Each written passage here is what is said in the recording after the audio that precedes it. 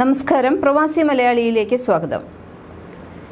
ഈയിടെ സൗദിയിലുള്ളൊരു പ്രവാസി സുഹൃത്ത് പറഞ്ഞ പരാതി 6 മാസം മുമ്പ് തൊഴിൽ വിസയിൽ സൗദിയിലെത്തി, പക്ഷേ ഇതുവരെയും സ്പോൺസർ ഇഖാമ എടുത്തു നൽകിയിട്ടില്ല എന്നായിരുന്നു. മാത്രമല്ല, പ്രവാസിയുടെ കൈവശം സൂക്ഷിച്ചിരുന്ന പാസ്പോർട്ടും സ്പോൺസർ തന്നെ കൈക്കലാക്കിയത്രേ. 6 മാസമായി ജോലി ചെയ്യുന്നുണ്ട് എങ്കിലും ഇതുവരേക്കും ശമ്പളമായിട്ട് ഒന്നും തന്നെ കൊടുത്തിട്ടില്ല എന്നും സുഹൃത്ത് പറഞ്ഞു. ഇത്തരം സാഹചര്യത്തിൽ പെട്ടുപോയ പ്രവാസികൾ ധാരാളം നമ്മുടെ നാട്ടിലുണ്ട്. ഇത്തരമൊരു സാഹചര്യത്തിൽ എന്താണ് ചെയ്യേണ്ടത്, എവിടെയാണ് പോയി പരാതി പറയേണ്ടത് എന്നൊക്കെയാണ് ഈ വീഡിയോയിലൂടെ പറയുന്നത്. ഒരു തൊഴിലാളി സൗദിയിൽ എത്തിയാൽ 3 മാസത്തിനകം സ്പോൺസർ ഇഖാമ എടുത്തു നൽകണം എന്നാണ് മനുഷ്യ വിഭവശേഷി സാമൂഹിക വികസന മന്ത്രാലയ നിയമപ്രകാരമുള്ള വ്യവസ്ഥ. 3 മാസക്കാലം പരിശീലന കാലയളവാണ്. ഇതിനിടെ സ്പോൺസർക്ക് വേണ്ടെങ്കിൽ തൊഴിലാളിയെ മടക്കി അയക്കാം. അതുപോലെ തൊഴിലാളിക്ക് ജോലി സാഹചര്യം ഇഷ്ടപ്പെട്ടില്ല എങ്കിൽ, അല്ലെങ്കിൽ ഇത് മുൻപ് പറഞ്ഞതുപോലെ അല്ല എന്നുണ്ടെങ്കിൽ, ജോലിയിൽ തുടരാൻ താല്പര്യമില്ല എങ്കിൽ, ഇങ്ങനെയുള്ള സാഹചര്യങ്ങളിലെല്ലാം തൊഴിലാളിക്ക് മടങ്ങിപ്പോകുന്നതിന് അവകാശമുണ്ട്.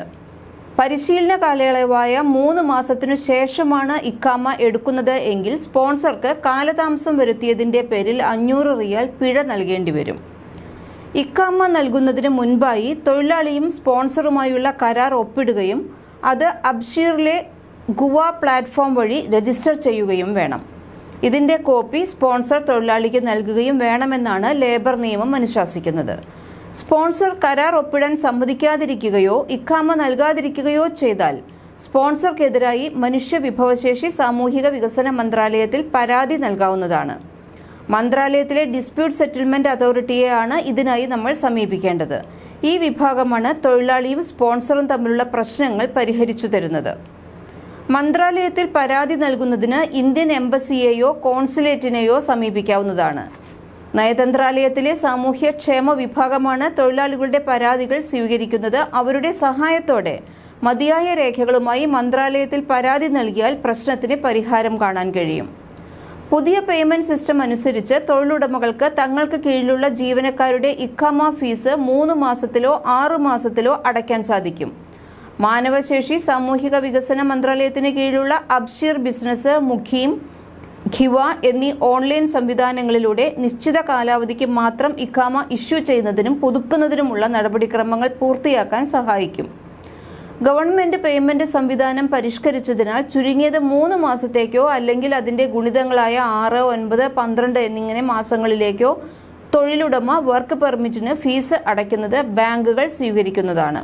ഇതുപോലെ മറ്റൊരു കാര്യം, എന്തെങ്കിലും കാരണത്താൽ ഇഖാമ സസ്പെൻഡ് ചെയ്യപ്പെട്ടു എന്നിരിക്കട്ടെ, എങ്കിൽ തന്നെയും കുടുംബത്തിന്റെ വിസിറ്റിംഗ് വിസ പുതുക്കുന്നതിന് ഇത് തടസ്സമല്ല.